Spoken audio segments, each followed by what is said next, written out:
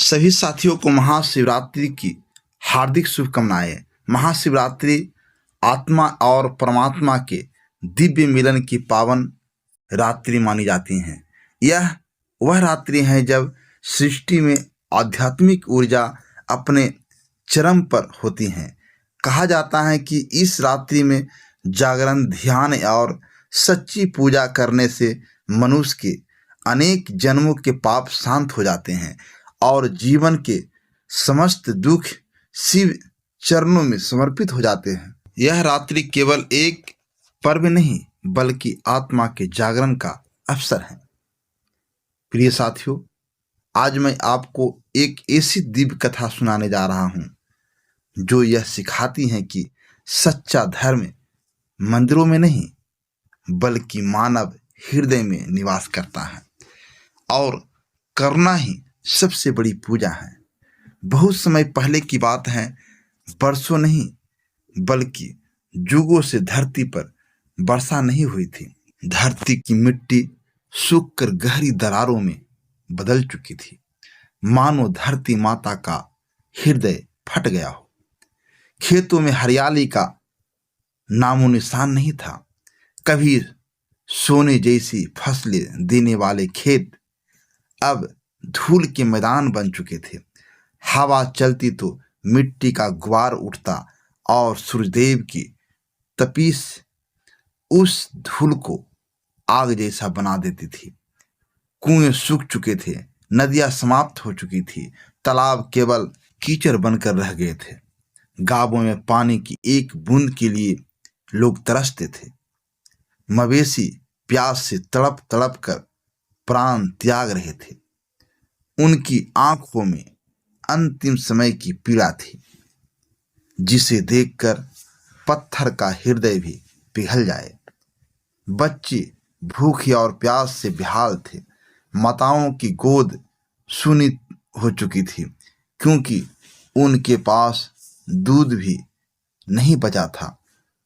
लोग अपने ही घरों में बैठकर अपने ही दुख में डूबे रहते थे। किसी को किसी की चिंता नहीं थी। मानव हृदय से करुणा समाप्त हो चुकी थी। हर व्यक्ति केवल अपने लिए जी रहा था। पड़ोसी की पीड़ा किसी को नहीं दिखती थी। धर्म केवल दिखावा बन गया था। लोग मंदिर जाते थे, दीप जलाते थे, पर भीतर श्रद्धा नहीं थी। मानव आत्मा अधर्म के अंधकार में डूब चुकी थी। प्रकृति, जिसे वे अपनी माता कहते थे, उसी का उन्होंने शोषण किया था। पेड़ काट दिए गए थे, नदियां सूखने दी गई थी, पर्वतों को खोद दिया गया था। और जब प्रकृति रूठ गई तो मानव के पास कोई उत्तर नहीं था। कैलाश पर्वत पर माता पार्वती पृथ्वी की इस दुर्दशा को देखकर विचलित हो उठी। उसकी आंखों में करुणा की अविरल धारा बहने लगी। वे समस्त सृष्टि की जननी है, इसलिए पृथ्वी की पीड़ा उनकी अपनी पीड़ा थी। उन्होंने भगवान शिव से कहा, हे नाथ, मेरे संतानों को देखिए, वे प्यास से मर रहे हैं। उनके हृदय पत्थर जैसे कठोर हो गए हैं। उन्होंने प्रकृति का अपमान किया है और अब प्रकृति उनसे रूठ गई है। मैं यह सब नहीं देख सकती। महादेव शांत मुद्रा में बैठे थे। उनकी आंखों में संपूर्ण ब्रह्मांड का ज्ञान था। उन्होंने गंभीर स्वर में कहा कि यह केवल जल का अभाव नहीं है, यह करुणा के अभाव का परिणाम है। मानव ने अपने भीतर के शिव को भुला दिया है और प्रकृति को माता मानना छोड़ दिया है। परंतु तुम्हारी करुणा ही मेरा बल है। आज महाशिवरात्रि की पावन रात्रि है। हम पृथ्वी पर चलेंगे और मानव हृदय की परीक्षा लेंगे। उसी रात एक निर्जल गांव था जिसका नाम निर्विहीन था। वहां पूजा केवल औपचारिकता रह गई थी। मंदिरों में दीप तो जल रहे थे, पर श्रद्धा नहीं थी। लोग बस परंपरा निभा रहे थे।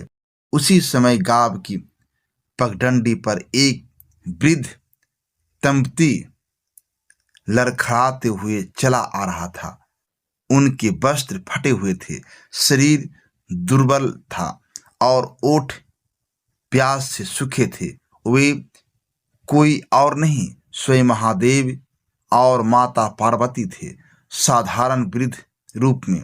उन्होंने गांव वालों से कहा कि बेटा, हम बहुत दूर से आए हैं, बहुत प्यास लगी है। यदि एक बूंद पानी मिल जाए तो हमारी जान बच जाएगी। पर गांव वालों का हृदय कठोर हो चुका था। किसी ने कहा कि हमारे पास खुद पानी नहीं है, तुम्हें कहाँ से दें। किसी ने कहा कि यह कोई धर्मशाला नहीं है, आगे जाओ।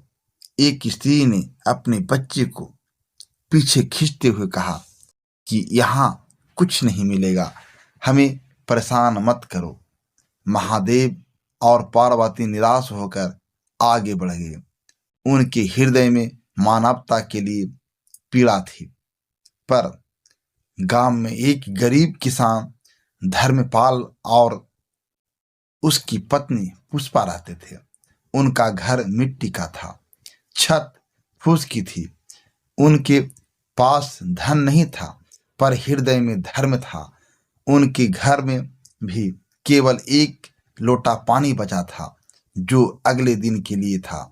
उनका छोटा पुत्र नन्हा भी प्यास से बेहाल था। जब उन्होंने वृद्ध दंपति को तड़पते देखा तो उनका हृदय कांप उठा। धर्मपाल ने कहा कि अतिथि देवो भव, यदि हम उन्हें पानी नहीं देंगे तो हमारा धर्म कहाँ रहेगा। पुष्पा की आंखों में आंसू थे, पर उसने सिर हिलाकर सहमति दी। उसने मिट्टी का घड़ा निकाला और अंतिम लोटा पानी वृद्ध दंपति को दे दिया। उसने कहा कि बाबा, यही थोड़ा सा पानी बचा है, कृपया इसे स्वीकार करें। महादेव ने उस जल को अमृत की तरह ग्रहण किया, क्योंकि वह करुणा का जल था, मानवता का जल था, सच्चे धर्म का जल था। तभी महादेव और पार्वती का वृद्ध रूप विलीन हो गया। उनके स्थान पर दिव्य तेज से साक्षात भगवान शिव और माता पार्वती प्रकट हुए। चारों ओर प्रकाश फैल गया, आकाश गूंज उठा, दिशाएं उज्जवल हो गई। धर्मपाल, पुष्पा और उनका पुत्र श्रद्धा से घुटनों के बल बैठ गए। उनकी आंखों से कृतज्ञता के आंसू बहने लगे। महादेव ने कहा कि तुमने आज मानवता को जीवित रखा है। तुम्हारे हृदय में करुणा की धारा सूखी नहीं है। यही सच्चा धर्म है। महादेव ने अपना त्रिशूल धरती पर रखा। धरती कांप उठी और तेज प्रकार फूट पड़ा। वहीं से जल की एक विशाल धारा फूट पड़ी, जो देखते ही देखते नदी बह गई। उस जल की ध्वनि ने वर्षों के सन्नाटों को तोड़ दिया। गांव वालों की वर्षों की प्यास बुझ गई। वो भी पछताव से महादेव के चरणों में गिर पड़ी। उनकी आंखों में लज्जा और पछताव था। माता पार्वती ने कहा कि जो प्रकृति का सम्मान करता है वही ईश्वर का सच्चा भक्त होता है। धर्म केवल पूजा नहीं, बल्कि करुणा है। यदि तुम्हारे हृदय में प्रेम नहीं है तो मंदिर की पूजा व्यर्थ है। गांव वालों ने शपथ ली कि वे प्रकृति और मानवता का सम्मान करेंगे। वे एक दूसरे से प्रेम करेंगे, सहायता करेंगे और कभी स्वार्थ में अंधे नहीं होंगे। वह गांव अब निर्धारा गांव कहलाने लगा। खेतों में हरियाली लौट आई, वृक्ष कहलाने लगे, पशु फिर से चरने लगे और बच्चों की हंसी फिर से गूंजने लगी। लोगों के हृदयों में भी हरियाली लौट आई थी। प्रिय साथियों, यह कथा हमें सिखाती है कि सच्चा धर्म करुणा में है। सच्ची भक्ति प्रकृति के समान में है और सच्चा शिव मानव हृदय में निवास करता है। यदि हम अपने भीतर करना जगा ले तो स्वयं महादेव हमारे जीवन में कृपा की गंगा बहा देंगे। यदि आपको यह महाशिवरात्रि की पावन कथा पसंद आई हो तो वीडियो को लाइक जरूर करें, अपने मित्रों और परिवार के साथ शेयर करें और कमेंट में हर हर महादेव अवश्य लिखें। ऐसी ही धार्मिक और प्रेरणात्मक कहानियाँ के लिए हमारे एसपी हिंदी कहानी चैनल को सब्सक्राइब जरूर करें ताकि आप कोई भी दिव्य कथा मिस न करें और शिव कृपा सदा आपके जीवन में बनी रहे। हर हर महादेव। जय मां आदि शक्ति।